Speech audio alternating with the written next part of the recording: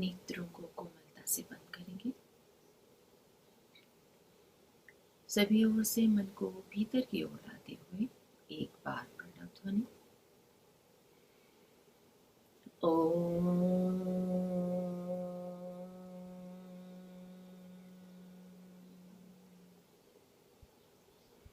सर्वप्रथम परम पिता परमेश्वर को प्रणाम, माता पिता को प्रणाम, गुरुओं को, आचार्यों को प्रणाम, आप सभी के माता पिता को प्रणाम, आप सभी के गुरुओं को, आचार्यों को प्रणाम, आप सभी को मेरा प्रणाम।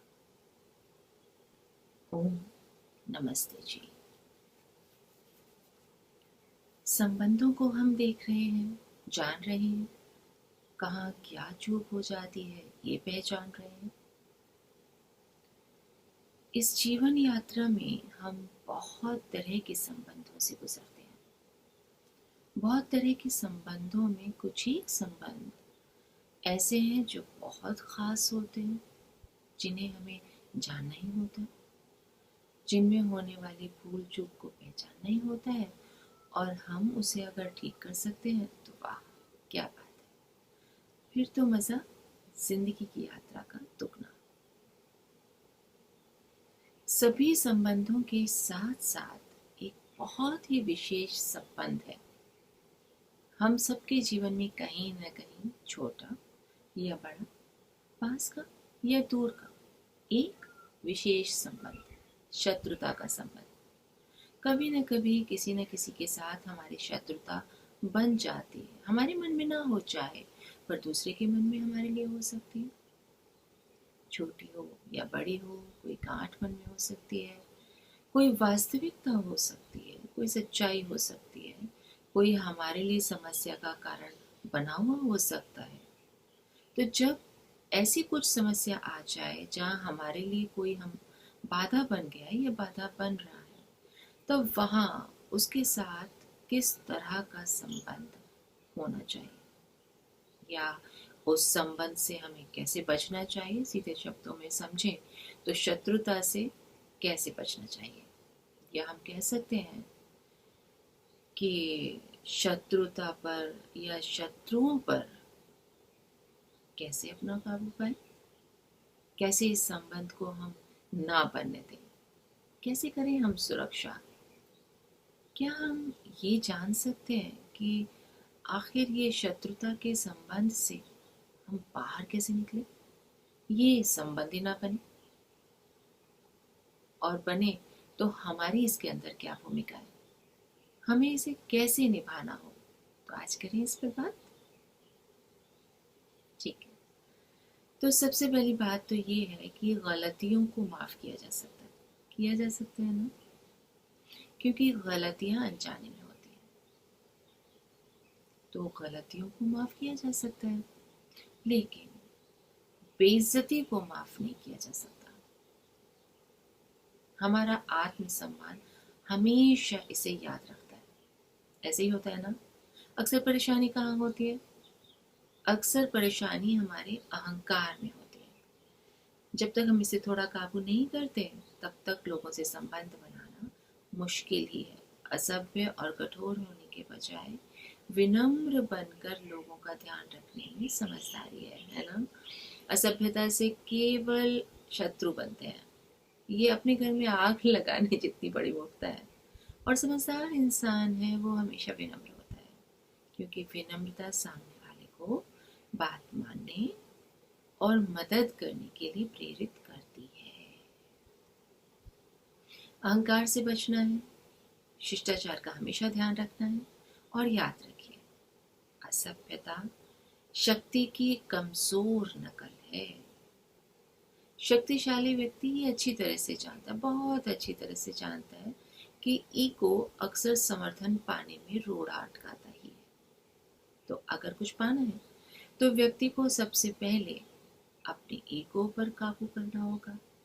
वक्त रहते अहंकार पर काबू करने से भविष्य में और अधिक शक्ति और अधिक संसाधन जुटाए जा सकते हैं। तो कभी कभी लड़ना, कड़े तेवर दिखाना, विरोधियों को अपनी बात न मानने के लिए कठोर दंड देना हमें ज़रूरी भी लगता है ना। लेकिन अधिकतर अपना गठबंधन बनाए रखने के लिए और अपनी मित्र मंडली तैयार करने में ही सब समझदारी है। हमें बहस करने के बजाय अपने काम से लोगों को जीतना होगा, और ये तभी संभव होगा जब इस बात का भरोसा हो कि हम सही हैं और हम में इतनी सृजनात्मकता है कि हम बिना बहस किए हुए भी सच्चाई को साबित कर सकते हैं। तो एक बार सन 1502 की बात है, जब फ्लोरेंस के मेयर मशहूर मूर्तिकार माइकल एंजिलो से बहुत बड़ी मूर्ति बनाने के लिए कहा था। कुछ हफ्ते बाद जब माइकल एंजिलो मूर्ति को अंतिम रूप दे रहे थे तो सोडेरिनी स्टूडियो में आए। उन्होंने माइकल से कहा कि बेशक मूर्ति बहुत वैभवशाली है, मगर क्या तुमने इसकी नाक जरूरत से ज्यादा बड़ी नहीं बना दी है? माइकल एंजिलो मूर्ति के चारों तरफ खड़े बांस के ढांचे पर चढ़ गए और सोडेरिनी को भी ऊपर आने के लिए कहा। माइकल जानते थे कि सोडेरिनी मूर्ति के ठीक नीचे खड़े थे, इसलिए उन्हें ठीक तरह से मूर्ति दिखाई नहीं पड़ रही थी।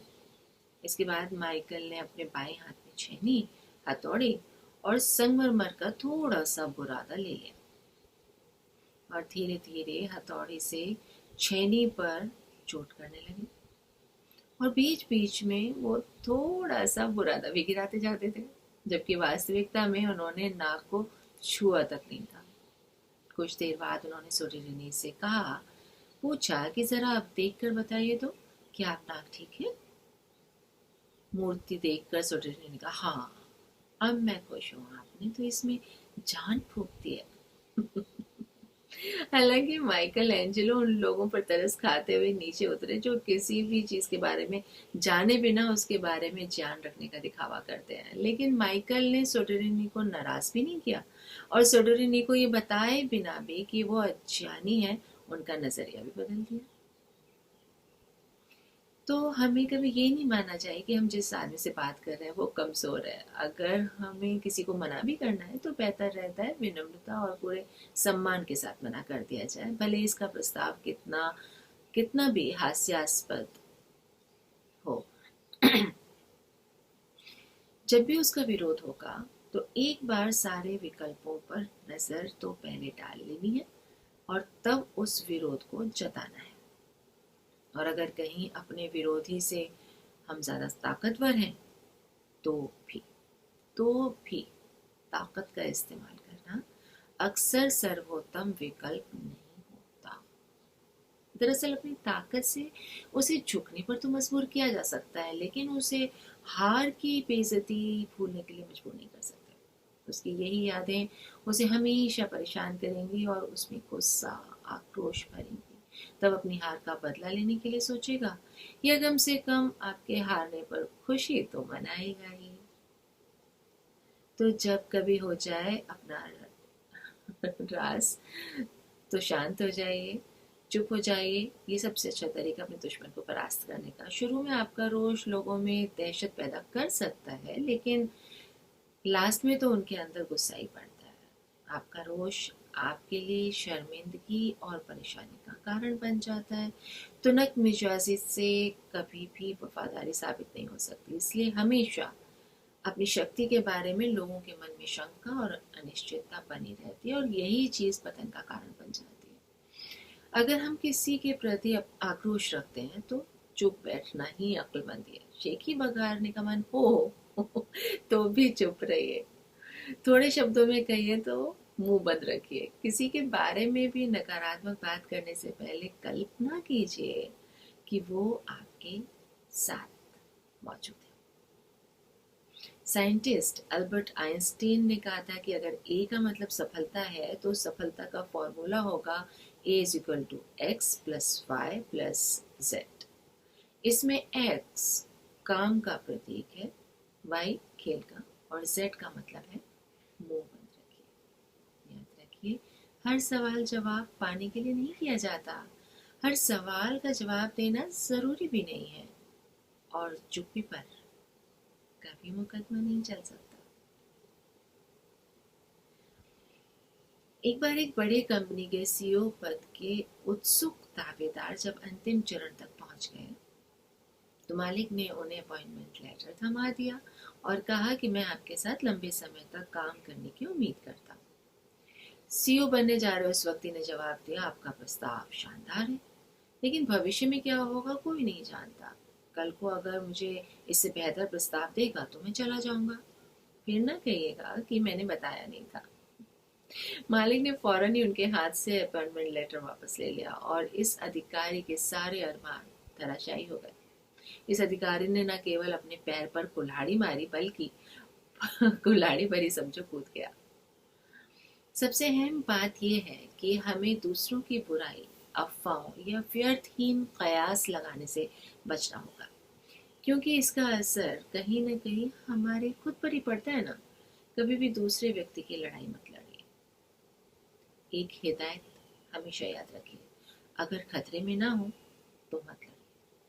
अगर दोनों ही पक्ष दुष्ट हैं, दोनों ही पक्ष बदमाश हैं, तो तटस्थ रहिए।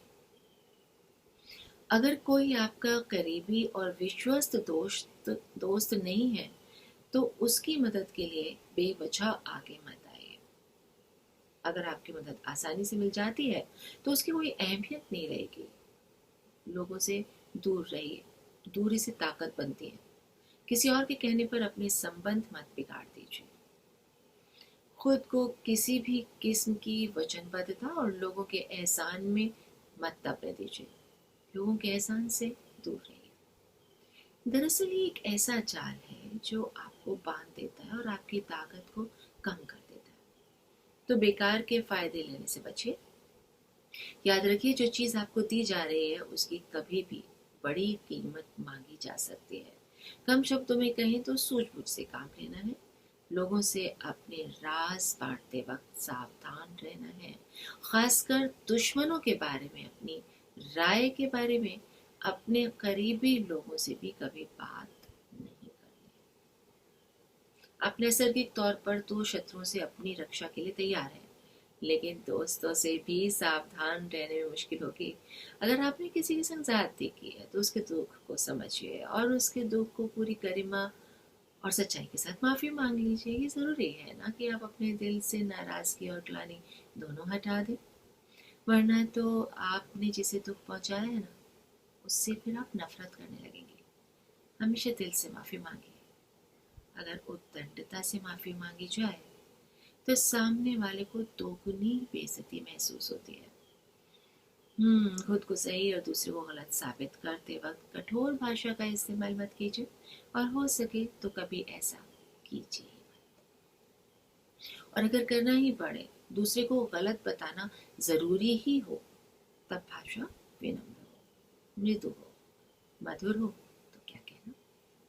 इससे बेवजह दुश्मन तो पैदा होते ही हैं और साथ ही ये भी हो सकता है कि अगली बार आप भी गलत साबित हो।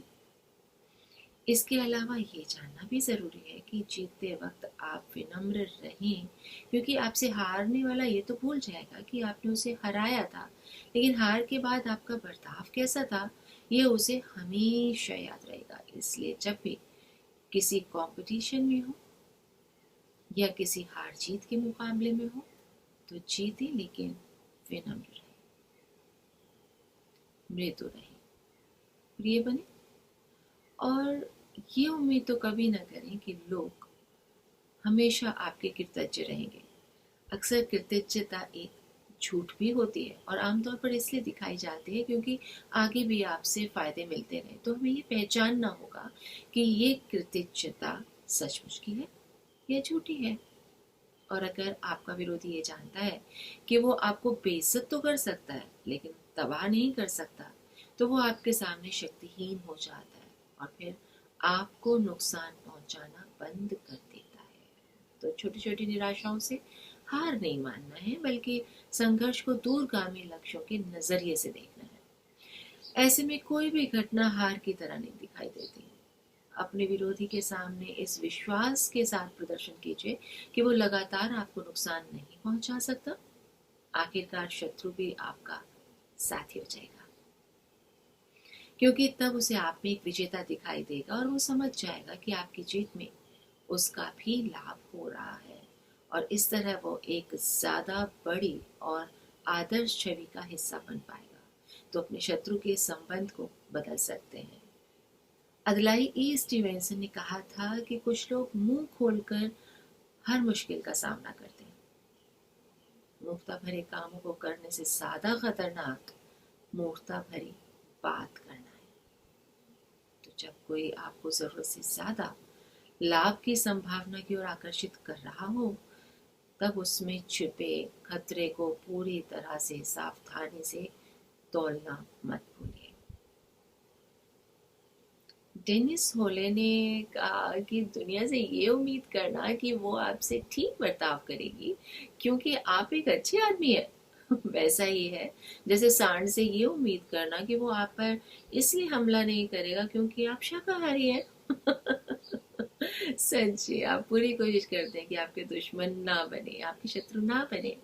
बावजूद इसके सफल लोगों के थोड़े बहुत दुश्मन तो फिर भी रहते हैं। देखा जाए तो इसमें कोई बुराई भी नहीं है। शत्रुओं के बिना हम आलसी हो जाते हैं, और अगर हमारे पीछे कोई शत्रु पड़ा हो तो हमारा दिमाग हमेशा बना रहता है, हम सचेत रहते हैं। कभी कभी शत्रुओं को दोस्त या सहयोगी बनाने से उसे बेहतर है कि उसे शत्रु ही बना रहने दिया जाए। बेहतर है क्या? नहीं, बात ये नहीं है कि हमें शत्रु बनाने चाहिए तो अब आप जानबूझकर शत्रु बनाने लगे, बल्कि जो मौजूद है उनका पूरा फायदा उठाना चाहिए। आप अपने शत्रुओं को नहीं बदल सकते, अगर तो उन्हें नियंत्रित किया जा सकता है। हमें जिस दौर में सबसे ज्यादा ज्ञान मिलता है ना, अक्सर वो जिंदगी का सबसे कठिन दौर होता है। हम कभी भी एक विरोधी के अभाव में ताकतवर नहीं बन सकते। हमें मुश्किलों में डालकर हमारा शत्रु हमें भीतरी शक्ति, लगन और साहस विकसित कर देता है, क्योंकि वो हमें हमारे अंदर के भीतर के मजबूत व्यक्ति को मांझने में हमें विकसित करता है। इसलिए कभी कभी शत्रु से लड़कर जीतना जरूरी होता है, तो कभी दूसरे कई मौकों पर लड़ाई टालकर उसे दोस्त बनाना बेहतर होता है। जिस समय अमेरिका का गृह युद्ध अपने चरम पर था, उस समय अब्राहम लिंकन ने अपने भाषण में दक्षिण राज्यों के नागरिकों को साथी इंसान कहकर संबोधित किया और कहा कि वो गलत राह पर चल रहे हैं। इस पर एक बूढ़ी महिला ने उन्हें डांटते हुए कहा था कि दक्षिणी राज्यों को कट्टर दुश्मन कहकर उन्हें खत्म करने की बात क्यों नहीं की। तब जानते हैं लिंकन ने क्या जवाब दिया? उन्होंने कहा, मैडम, जब मैं दुश्मनों को दोस्त कह रहा हूं तो क्या मैं दुश्मन खत्म नहीं कर रहा हूं?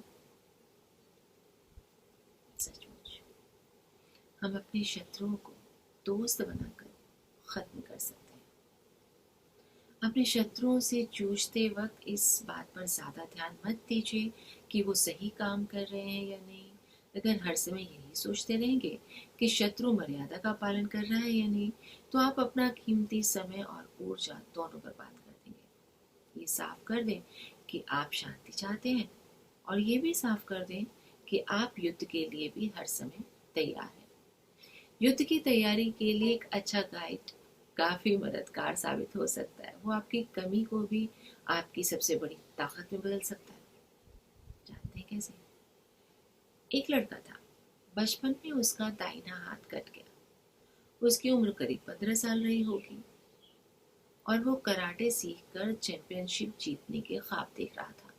तो कराटे मास्टर के पास गया, उसने अनुरोध किया कि उसे कक्षा में शामिल कर लिया जाए। मास्टर तैयार हो गए, लेकिन हुआ कुछ यूं कि उन्होंने लड़के को एक ही गुर का अभ्यास करने के लिए कहा।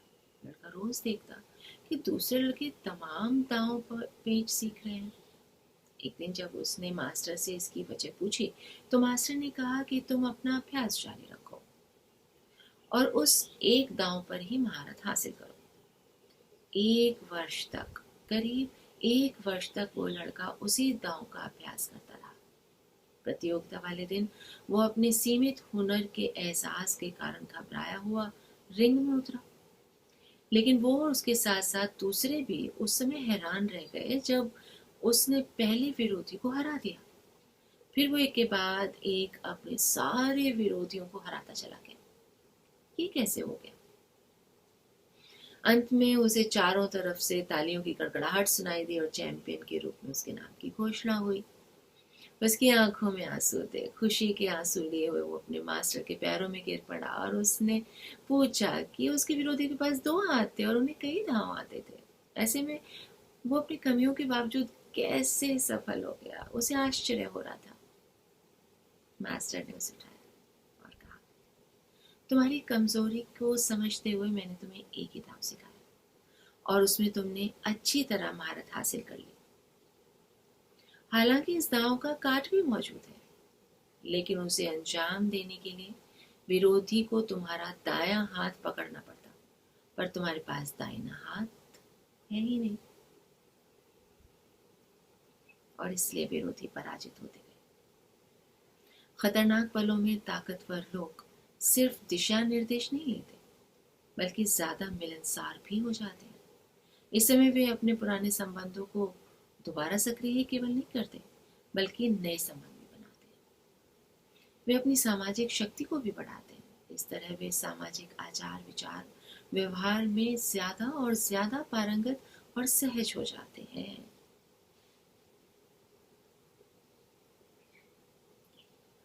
अगर आपका विरोधी, आपका शत्रु अधिक ताकतवर नहीं है, तो संघर्ष टालने के लिए उसे अपनी ताकत की एक झलक देना काफी होता है। अगर आप प्रभावशाली व्यक्तियों को जानते हैं, अपने सिद्धांतों पर संघर्ष करने की शक्ति रखते हैं, अपने कलम की ताकत रखते हैं, तो बेहतर है कि अपने आसपास वालों को इसका एहसास करा दें। आपके पास ऐसी काबिलियत की जानकारी लोगों को आप पर हमला करने से रोकेगी। ये प्रदर्शन उस समय भी महत्वपूर्ण रखता है जब आप ताकतवर हैं और फिर भी शांति चाहते हैं। आप दुनिया को अपनी ताकत की एक झलक देते हैं ताकि दुनिया भर के दुष्ट अपनी म्यान में रहे। ये कुछ ऐसा दांव है जिसमें घास पर वार करके सांप को दहलाया जाता है। एक गांव में एक जहरीला सांप रहा करता था जो वहां के आदमियों और बच्चों को डसा करता था। एक दिन ज्ञानी संत गांव में आए। गांव वालों ने उनसे सांप के बारे में शिकायत की। स्वामी जी ने तय किया कि वो सांप से मिलकर उसे अपने तौर तरीके बदलने के लिए कहेंगे। मुलाकात होने पर सांप स्वामी जी के व्यक्तित्व से प्रभावित हुआ। उसने वादा किया कि वो गांव वालों को कभी नहीं डसेगा। कुछ महीनों बाद स्वामी जी गांव में वापस लौटे। उन्होंने गांव वालों से सांप के बारे में पूछा, तो गांव वालों ने बड़ी बेफिक्री से एक छोटी सी गुफा की ओर इशारा किया। स्वामी जी गुफा में गए। वहां जाकर उन्होंने देखा सांप की हालत बहुत ही खराब हो गई थी। वो दंग रह गए। सामने सांप घायल पड़ा था। उसके शरीर से खून बह रहा था और वो बहुत बुरी तरह से डरा हुआ भी था। स्वामी जी ने सांप से पूछा, ये उसकी हालत कैसे हुई? सांप ने कहा कि उसने अपने ना डसने की कसम का पालन किया था और धीरे धीरे लोगों में उसका डर दूर हो गया। फिर बच्चे भी उसे पूंछ से पकड़ने लगे और छड़ी से मारने लगे। बड़ों ने भी उसे पत्थर मारने शुरू कर दिए। मार से बेहाल होकर वो गांव से निकलकर इस गुफा में अपनी मौत का इंतजार कर रहा है। स्वामी जी ने सहानुभूति भरे लहजे में कहा, मैंने तुम्हें डसने से मना किया था, फुफकारने से नहीं। मेरे बच्चे, फुफकारो ताकि जनता में तुम्हारा डर बना रहे और उनके अंदर का शैतान तुम्हें ना मार सके। अगर शांति बनाए रखने की आपकी सभी समझदारी भरी कोशिशें असफल हो जाए और दुष्ट व्यक्ति आप पर हमला करता ही जाए, तब क्या करेंगे? तब विरोधी पर पूरी ताकत से हमला बोलना ही होगा। अगर विरोधी के पास तलवार है और आपके पास छोटा चाकू, तो इसमें घबराने की कोई बात नहीं। चाकू उसकी गर्दन पर टिका दीजिए। याद रखिए, दुश्मन उतना ही बड़ा होता है जितना आप उसे बांधते हैं। उसे जरूरत से ज्यादा बड़ा करके नहीं देखना है। आमतौर पर हम यही गलती करते हैं, खास तौर पर अगर उस आदमी ने हमें कभी हराया होता है, हमें चोट पहुंचाई होती है। असलियत यह है कि विरोधी को हम इसलिए बड़ा करके मापते हैं क्योंकि इससे हमें हमारे अहंकार को तुष्टि मिलती है और हम अपने खोए हुए आत्मसम्मान को किसी भी तरह से वापस लाने की कोशिश करते हैं। दरअसल हमारा अहंकार ये जानकर शांत तो ना पाता है कि हम जिस आदमी से हारे हैं वो वाकई बहुत ताकतवर था।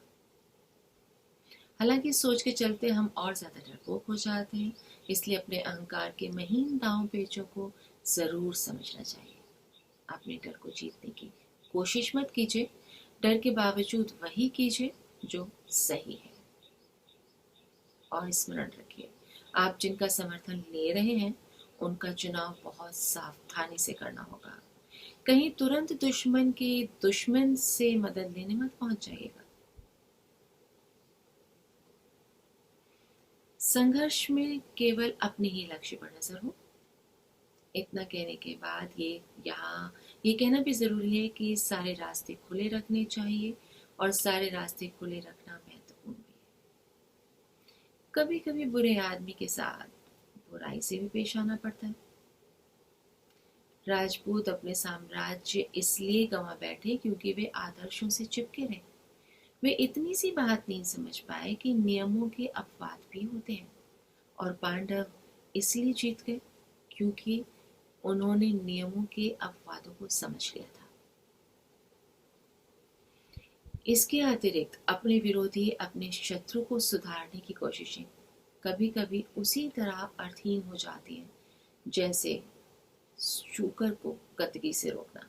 उसकी मूल प्रवृत्ति बार बार वैसी ही उभरती रहती है जैसे नहाने के बाद हाथी फिर मिट्टी में लौटता है। हालांकि जवाबी कार्रवाई एक ऐसा विकल्प है जिसे पूरी तरह से नकारा नहीं जा सकता, लेकिन जवाबी कार्रवाई तभी की जाए जब आप पर दोबारा हमला हो। पहला हमला गलती हो सकता है, लेकिन 2 बार कोई हमला करे तब उसे बताना ठीक ही होता है। बिना चुनौती दिए या धमकाए उसे सबक सिखाइए, क्योंकि अगर आप बढ़ा चढ़ाकर धमकी देंगे तो आपका विरोधी आपके खिलाफ सबसे कारगर हथियार का इस्तेमाल करेगा।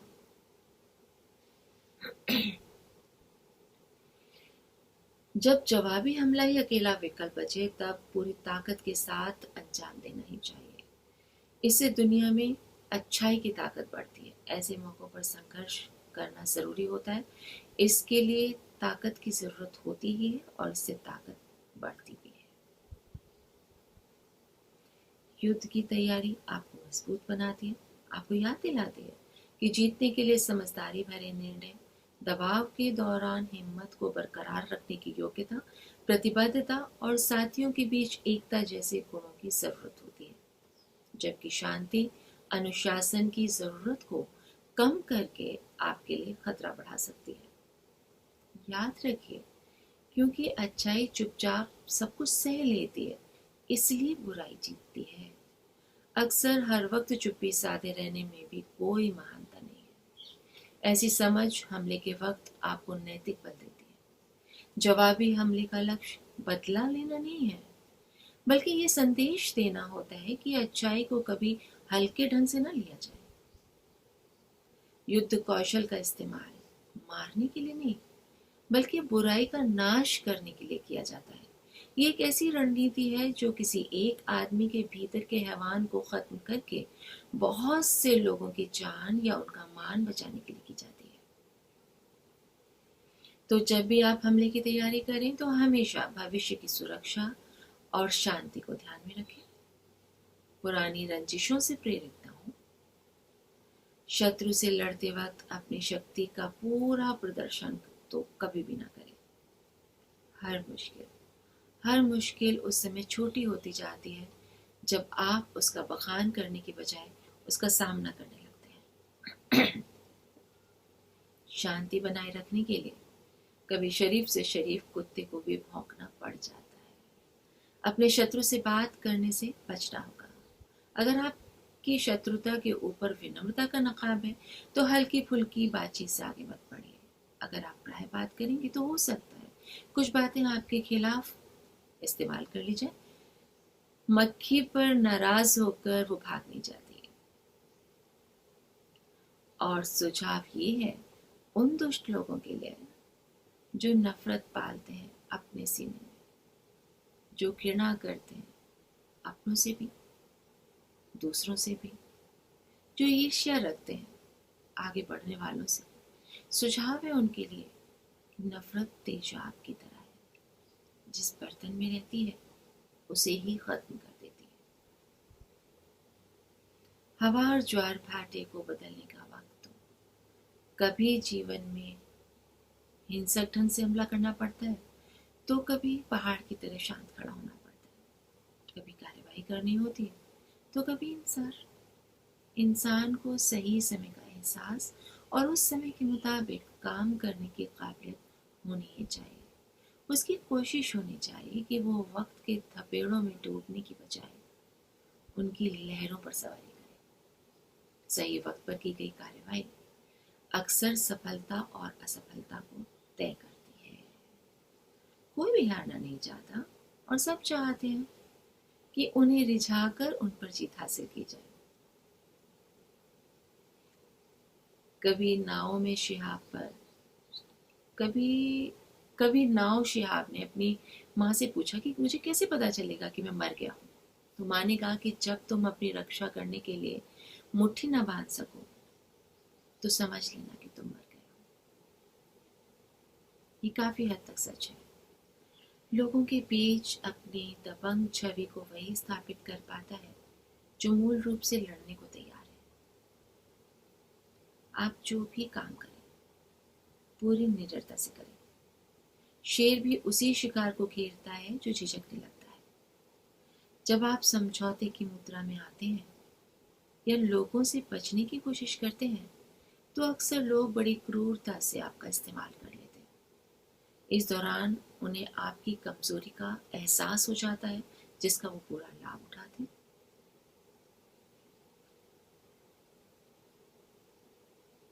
वेनिस के कूटनीतिज्ञ थे।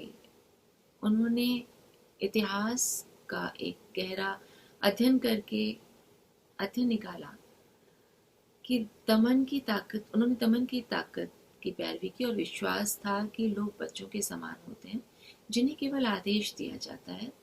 आदेश देना चाहिए, कभी उनका प्यार पाने की कोशिश नहीं करनी चाहिए। अगर आप प्रेम से राज्य करना चाहते हैं तो समझ लीजिए कि आप शीघ्र ही नियंत्रण खो बैठेंगे और आपके सबॉर्डिनेट आप पर हावी हो जाएंगे। लेकिन इस किस्म की शक्ति की मुश्किल ये है कि आप ऊर्जा के उसी स्रोत को खत्म कर देते हैं जिसे इस्तेमाल कर रहे हैं। आपके आसपास के लोग आपसे नफरत करने लग जाते हैं। आपके आसपास के लोग आपसे ईर्ष्या करते हैं, बदले की योजना बनाने लगते हैं। दूरदृष्टि से देखें तो प्यार ही उन्हें काम करने के लिए प्रेरित करता है ना। एक 65 वर्षीय उद्योगपति जिनसे उद्योग जगत में लोग डरा करते थे क्योंकि वो बहुत ताकतवर थे। वो खुलेआम शक्ति प्रदर्शन में विश्वास रखते थे और उन्होंने अपनी जिंदगी में ये बात कही थी कि उन्होंने मैकियावेली से सीखा था कि अगर आपने प्रेम से शासन करने की कोशिश की तो सत्ता हमेशा शासित के हाथ में पहुंच जाएगी और वो तय करेंगे कि आपसे प्यार करें या ना करें। तो अगर डर के बल पर शासन करेंगे तो शासन की बागडोर आपके हाथ में नहीं रहेगी, आपके हाथ में रहेगी। तो उन्हें ये विचार बहुत पसंद आया और इसके अनुसार चलते हुए उन्होंने उद्योग जगत में अपना सिक्का जमाया। उन्होंने स्वतंत्र विचार को लोगों के कुचलना शुरू कर दिया और वो ये कहने लगे कि केवल डर से ही राज्य बनाया जा सकता है। लेकिन बाद में उन्होंने कहा कि जो लोग मेरी बात नहीं मानते थे उनके ऊपर हमेशा मेरे बदले की तलवार लटकती रहती थी। लोग मेरे सामने घुटने टेकते थे और मैंने ये पाया कि मैंने अनुयायी तो बनाए पर दोस्त नहीं बना सका। आज मेरे अनुयायी शक्तिशाली पदों पर बैठे हैं। मुझे लगता था मैंने उन्हें हरा दिया और उन्होंने समर्पण कर दिया, लेकिन ऐसा नहीं था। उन्हें मेरा बर्ताव याद था और वो बदला लेने से नहीं चुके। मैं अपने स्वार्थ में डूबकर आगे के बारे में सोच नहीं पाया और यही मेरी असफलता साबित हुई। मेरे बच्चे भी मेरी गलती की सजा भुगत रहे हैं। अगर शत्रु समझता है कि वो आपको नहीं डरा सकता तो वह उसकी कोशिश भी नहीं करेगा। इसलिए हम केवल अनुयायी ना बनाएं, अपने मित्र भी बनाएं। और मित्र बनाकर हम शत्रुओं को समाप्ति तो कर रहे हैं। शत्रुओं के साथ का संबंध बदल जाए तो शत्रुता बदल जाए।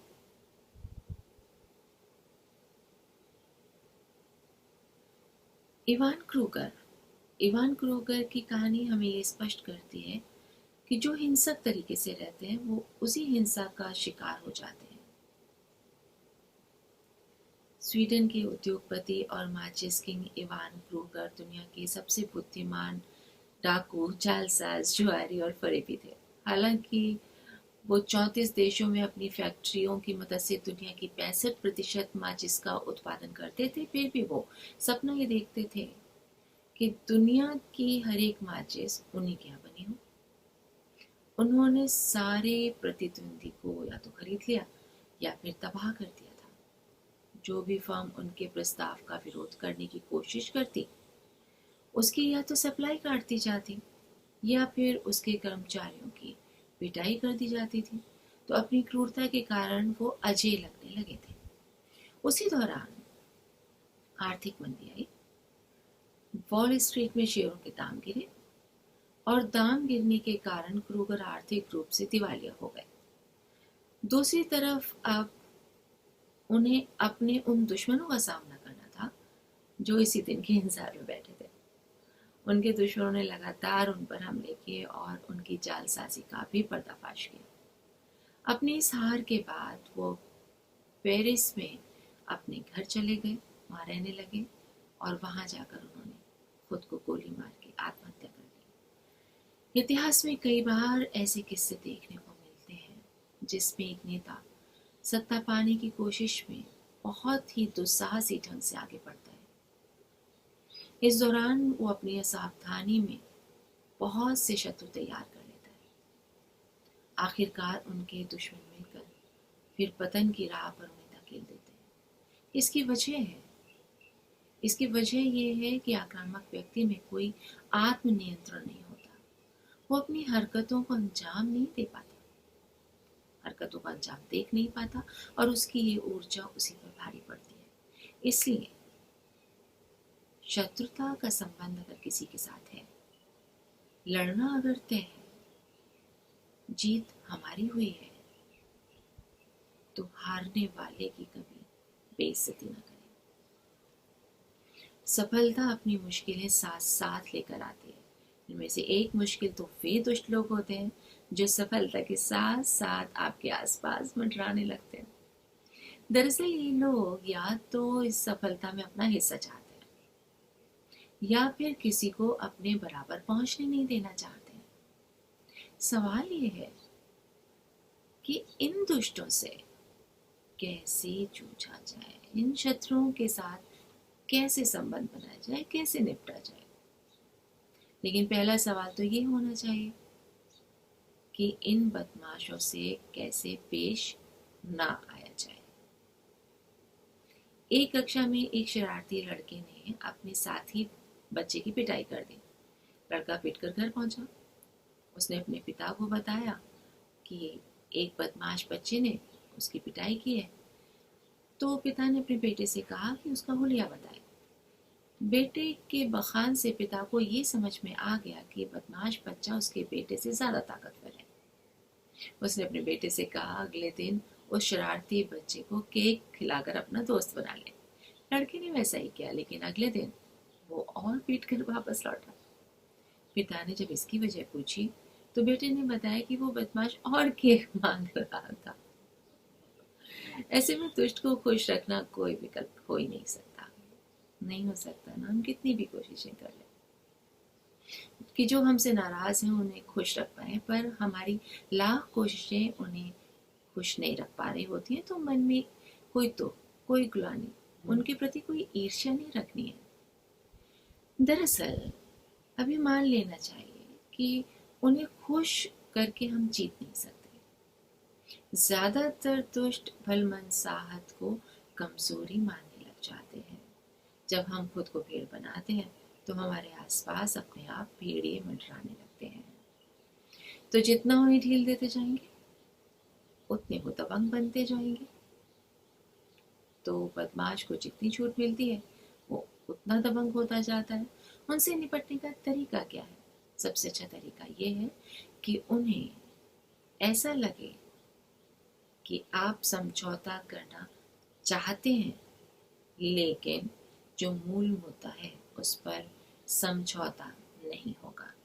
उनके हिसाब से समझौता होगा, अपने हिसाब से। अंदर ही अंदर मजबूत रहिए।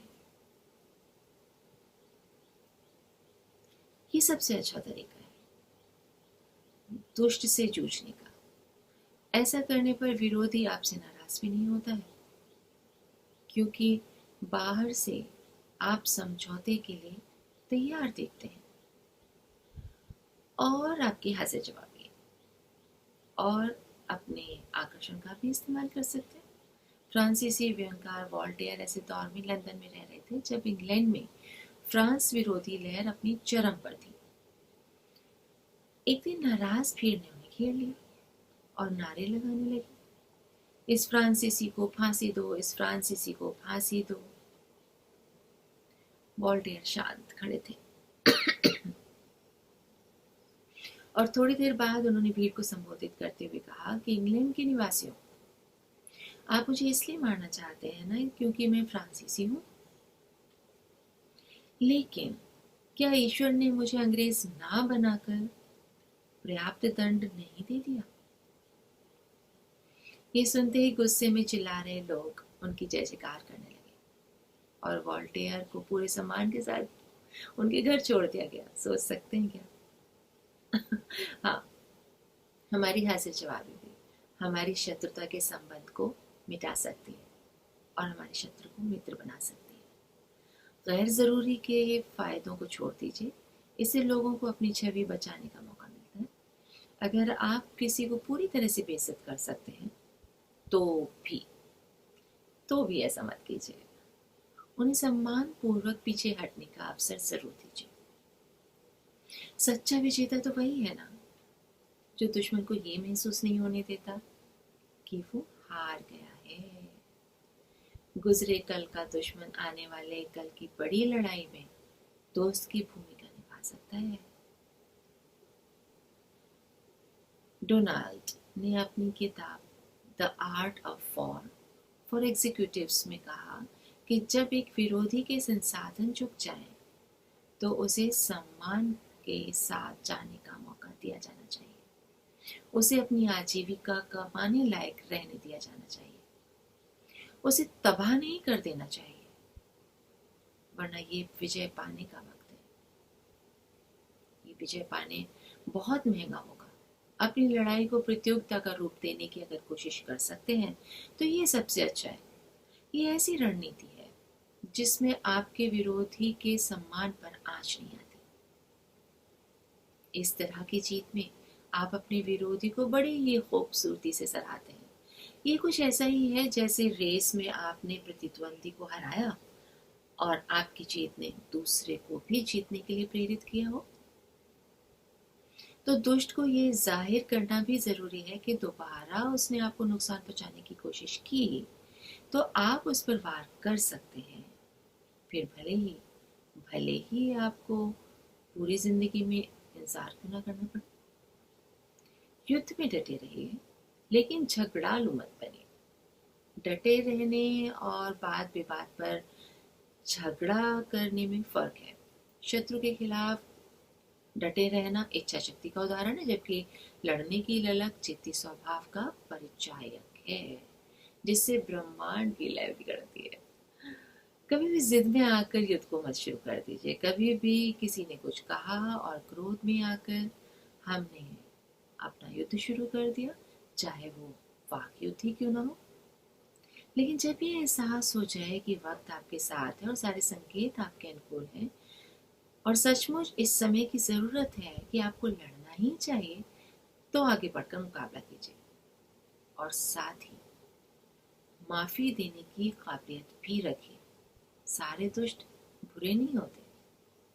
कई बार आप अनजाने में किसी आदमी के अहम को चोट पहुंचा जाते हैं और वो आपको परेशान करने पर आमादा हो जाता है। अगर किसी बदमाश छवि के व्यक्ति ने आपको क्षति पहुंचाने की कोशिश की है और उसमें सफल भी हुआ है या उसमें सफल नहीं भी हुआ है, तो बदला मत लीजिए, वरना आप उसके अपने खिलाफ एक और व्यक्ति को खड़ा कर लेंगे और बाद में उससे ही जूझते रहेंगे या जूझते रहना पड़ेगा। जब दो लोग एक ही स्तर के होते हैं तो वो एक दूसरे को जिताने की स्थिति में नहीं होते और जीतने की भी नहीं। इसलिए खुद को पहले ऊपर उठाएं। देर से प्रतिक्रिया करने और अक्सर मुंह चुराने से आप शत्रु को खुद को नष्ट करने के लिए प्रेरित कर देते हैं। जो लोग आपसे नफरत करते हैं वो तब तक नहीं जीत पाएंगे जब तक आप उनसे नफरत न करें, क्योंकि आपकी नफरत आपको ही समाप्त कर देती है। और एक बात, एक शत्रु से बार बार भी नहीं लड़ना चाहिए, वरना उसे आप अपनी कला सिखा देंगे। और अगर आप अपने ऊपर होने वाले अन्याय को याद नहीं रखते तो ये बहुत ही शुभ लक्षण है। और एक सुझाव उन लोगों के लिए जो नैतिक आचरण से काम ना बने, तो ताकत का इस्तेमाल करना चाहिए। ऐसा सोचते हैं, अहंकार ही ज्यादातर गलतियों की जड़ होता है और यही तमाम शत्रुओं का, तमाम दुश्मनियों का बीज भी होता है। तो शत्रुता के संबंध को हम शीघ्र से शीघ्र समाप्त कर पाए। इस शुभकामना के साथ दिन रहे आपका अच्छा, आप रहें खुश, अपने शत्रुओं को करें समाप्त, प्रेम करके, प्रेम भरे संबंध बना के। ओम नमस्ते जी।